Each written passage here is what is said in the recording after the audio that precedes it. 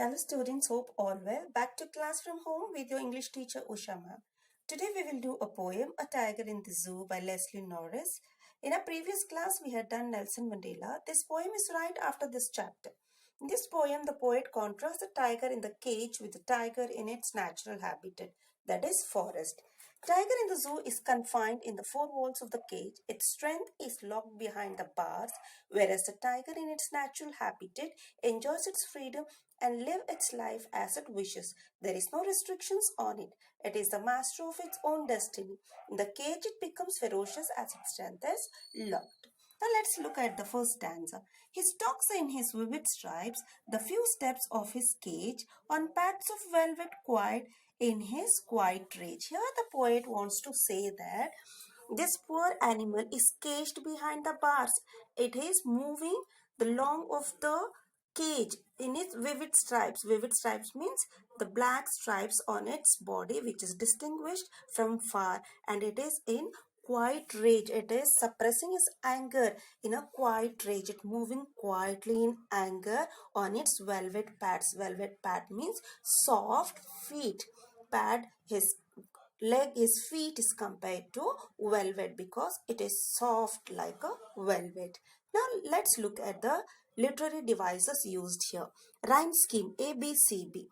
Take the first line, last word, underline it as A. Take the second line, last word, underline. If it rhymes with A, it is A, otherwise it's B. Take the third line, last word, underline it. If it rhymes with A, it is A. If it rhymes with B, it is B, otherwise it is C. The same procedure follows. The tiger has been personified. It is compared to a human being, so it is called as he here. Its tiger's paws are compared with velvet. The pads, its feet is compared to velvet. So it is a metaphor. Enjambment. Enjambment means a single sentence continuing two lines. Here the sentence says he stalks in his vivid stripes the few steps of his cage. This is a single sentence but written in two lines. Consonants. Use of S sound. Stalks his stripes. Sir sound is repeated. Assonance. Use of vowel sound I. In his vivid stripes. I is repeated. Oxymoron. Use of adjectives opposite in meaning. Quiet, rage. These two words are opposite to each other. Quiet means silent. Rage means anger. Let's look at the next stanza. He should be lurking in shadow, sliding through long grass near the water hole where plump deer pass. Here the poet is explaining that the tiger, it has to be in its natural habitat. If it is in its natural habitat, he can catch its prey when the plump deer or any animal come to the water body to drink water, and this tiger slowly moving on its leg behind the long grasses or in shadow at once pounces on its prey and enjoys its fate. But now here in the cage it can't do that. It has to depend on the zookeeper for its food. Now let's look at the literary devices used in this stanza. Rhyme scheme ABCB. Enjambment, sliding through the long grass, passing through the deer pass. Alliteration, use of sound P at the start of two words. Plump, pass. P is repeated here. Single letter P. Imagery. The poet has tried to create an image of tiger's activities lurking in shadow. Lurking in shadow means moving in shadow. We are able to imagine that. Now let's look at the next stanza. He should be snarling around houses at the jungle's edge, baring his white fangs, his claws, terrorizing the villagers. Here the poet is saying if the tiger was in its natural habitat, it would have terrorized the people. Now we people have taken away its natural habitat, that is its house, and the poor tiger has no other place to go, and in search of food he goes to the cities, towns or villages, terrorizing those people over there, showing his white teeth. Means fangs means teeth. So there he goes and terrorizes because he has no house to stay and no animals to catch.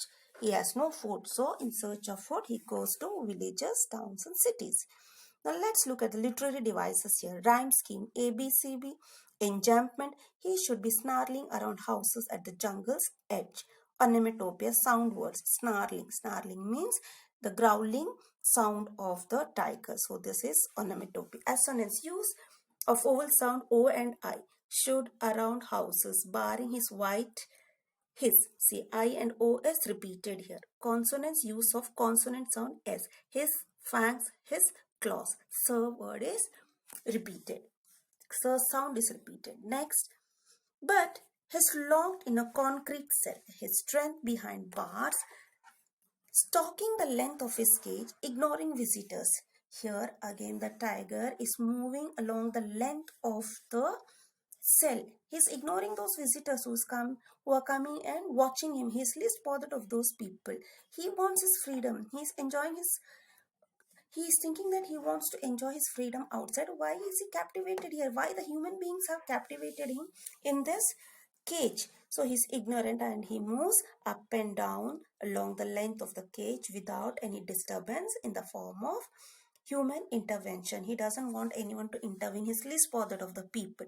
So now let's look at the literary devices used in this stanza. Rhyme scheme, ABCB. Again he is personified. Assonance: use of vowel sound E. He locked concrete cell. In the same line it has to be, then only it will be considered as assonance. Consonant: use of consonant sound S. His strength bars. Sir sound is being repeated, so it is consonant. Alliteration: use of sound B at the start of two words behind bars. B letter is repeated here. Now let's look at the next stanza. He hears the last voice at night, the patrolling cars, and stares with his brilliant eyes at the brilliant stars. Here the poet is saying that the last noise or the voice he hears is the patrolling of police cars, because these police people at night they go around the zoo to see the security of the zoo, whether the animals are safe, whether is there any intervention from outside. So they check the safety of the animals in the zoo, and at night it looks at the stars. There are no other options, just to look at the stars. Looking at the stars means he's longing, he's praying. Okay, when will I come out of this zoo, and when will I enjoy my freedom coming out? When will I go to my natural habitat, that is forest? Now the literary devices used here: rhyme scheme, enjambment, alliteration: use of sound H in the starting of two words. He hears, H letter is repeated. Assonance: use of I sound with his brilliant. Look here, I is repeated. It has to be in the same line, not the next line. If it is repeated in the same line, then it is considered as assonance. Otherwise, it is not. The same with the consonants. Consonants means the repetition of consonant letters, and assonance means the repetition of the vowel sound. So here I is repeated with his brilliant. Look here, in the same line I is repeated, the same line. Now children, the message given here is that just like humans, animals too long for freedom and don't like being caged. For instance, the tiger in the poem longs to be in the jungle and it looks longingly at the shining stars in the sky. Hope you have understood the poem. Kindly do the assignment given to you in English notebook. Thank you all. Stay home, be protected, be blessed. Thanks once again.